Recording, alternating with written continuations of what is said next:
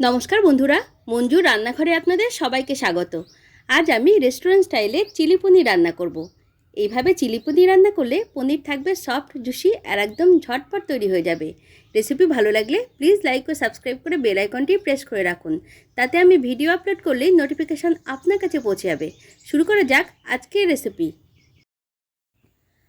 একটা capsicum, half teaspoon মিহি করে কোচানো আদা, স্বাদ মতো 5-6টা চেরা কাঁচা লঙ্কা, 5 কোয়া মিহি করে কোচানো রসুন আর একটা পেঁয়াজ কুচিয়ে নিয়েছি। 200 গ্রাম পনির ছোট ছোট করে কেটে নেব।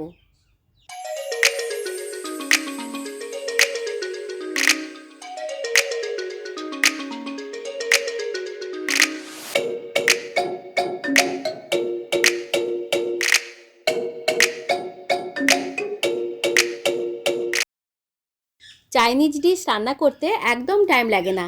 সমস্ত কিছু কাটাকাটি করে সব উপকরণ হাতের কাছে রেডি রাখলেই এই ডিশটি একদম পারফেক্টভাবে তৈরি করা যাবে। কড়াইয়ে 2 টেবিল চামচ রিফাইন্ড অয়েল দিলাম।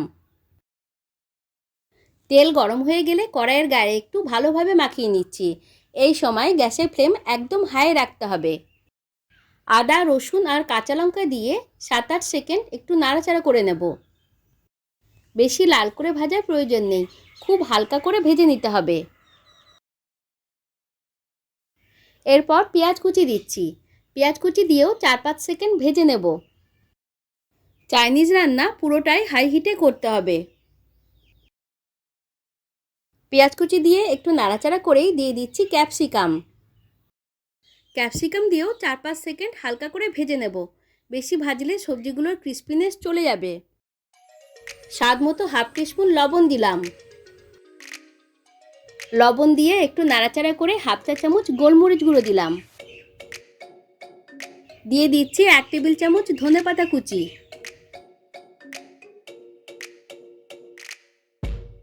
4-5 সেকেন্ড ভেজে নিয়ে 1.5 চা চামচ ডার্ক সয়া সস দিলাম।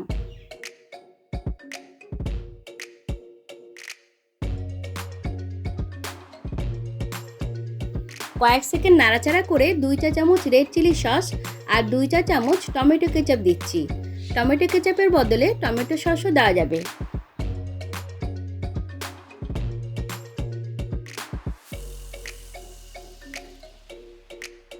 সব দিয়ে 7-8 সেকেন্ড ভেজে নিয়ে পনিরের টুকরোগুলো কড়াইয়ে দিয়ে দিলাম। পনিরের টুকরোগুলোকেও 15 থেকে 20 সেকেন্ড কষিয়ে নেব। পনির অনেকে ব্যাটারে চুবিয়েও ভেজে দেন, এতে পনির খুব ক্রিস্পি হয়। শুধু ভাজলে পনির একটু শক্ত হয়ে যায়। তবে এইভাবে একবার রান্না করে দেখবেন, পনিরের টুকরোগুলো থাকবে সফট আর জুসি, যেটা সকলে খুব পছন্দ করবে।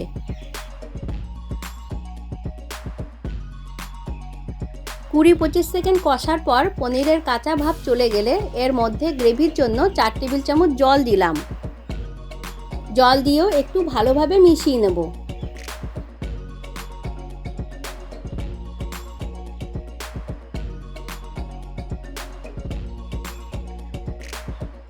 মেশানো হয়ে গেলে একটু হাই হিটে জাল দিয়ে নেব।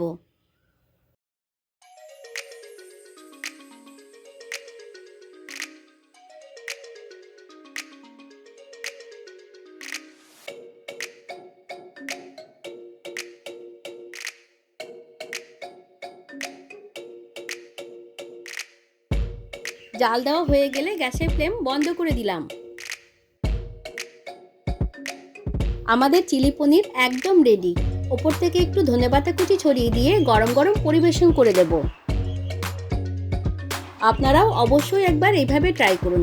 আশা করি সকলের ভীষণ ভালো লাগবে। রেসিপি কেমন লাগলো কমেন্টে জানাতে ভুলবেন না। সকলে ভালো থাকুন, সুস্থ থাকুন। ধন্যবাদ।